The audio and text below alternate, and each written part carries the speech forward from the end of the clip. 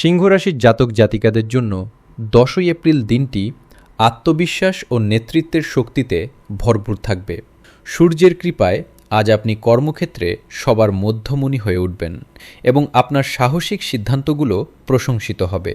রাজনীতির সাথে যুক্ত ব্যক্তিদের জন্য আজ বিশেষ কোনো সম্মান বা পদ লাভের যোগ রয়েছে। আর্থিক দিক দিয়ে দিনটি অত্যন্ত শক্তিশালী। পৈতৃক সম্পত্তি থেকে আজ বড় ধরনের লাভের মুখ দেখতে পারেন। পারিবারিক জীবনে মান সম্মান বৃদ্ধি পাবে এবং সন্তানদের কোনো সাফল্যে আপনি গর্বিত হবেন।